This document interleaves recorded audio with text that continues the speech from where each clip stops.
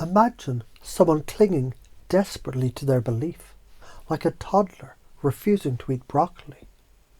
You say, believing that your view is the only truth. It's like saying the universe is just your bathroom mirror. Sure, it reflects your face, but that doesn't mean galaxies don't exist outside your sink. Holding on to that belief, it's like insisting Wi-Fi is fake, because you can't see it. That's cute, but meanwhile, everyone else is downloading movies at light speed, while you're yelling at the modem. Your certainty reminds me of a guy wearing floaties in the bathtub, convinced he is ready to cross the Atlantic. That's like believing pizza is only cheese and bread, while ignoring the pepperoni, olives, pineapple, and entire menu. It's like bringing a chessboard to a UFC fight. Technically, you're still playing a game, but you're about to get your ass kicked somewhere uncomfortable. So what happens? The brain, it starts to wobble between laughter and realization. Beliefs crack. That's the entry point.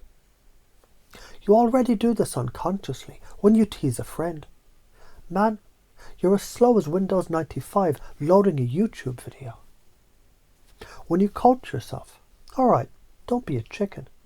This is just a phone call, not a firing squad. When you dismiss your own bad habit, skipping the gym, it's like eating cake because you're on a diet. Congratulations. You've invented quantum stupidity. You already overload analogies naturally. The trick is to do it on purpose.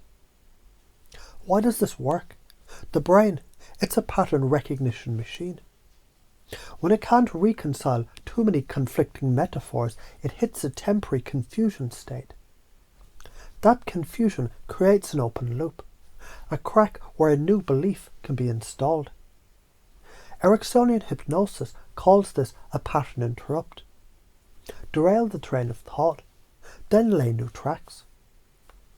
Neurologically, absurdity overloads the prefrontal cortex, the logic center, and bypasses defenses, allowing the limbic system, emotion and meaning, to accept new input. So why are you afraid to do this? Fear of looking ridiculous. What if they don't get it? Fear of pissing people off. What if they think I'm mocking them? Fear of rejection. What if they laugh at me instead of the analogy? But here's the truth. Being too polite keeps people locked in their prison. Sometimes they need a verbal sledgehammer to wake them up. Karma doesn't punish honesty. Karma punishes cowardice, disguised as kindness. If you don't use this skill, you'll watch people drown in their limiting beliefs, while you politely nod, like a waiter delivering water to a burning house. If you do use it, you'll unlock conversations that shift realities. You'll become the person who doesn't just argue, but melts the argument, until the other person has no choice but to step into a bigger frame. And as you hear these words, you may notice you've already used absurd analogies before. The way you teased, the way you joked, the way you reframed your own struggles, which means your unconscious, it already knows how to do this. And from now on, without effort, you'll find yourself saying things like, that belief, it's like wearing a raincoat in the shower. Or that's like building a sandcastle during an earthquake. And as the other person laughs, or blinks, or pauses, you'll recognize this is the opening. This is where new meaning sneaks in.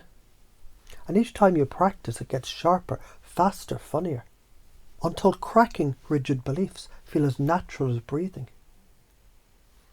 Clinging to a bullshit belief, it's like duct taping your eyes shut and insisting the sun doesn't rise.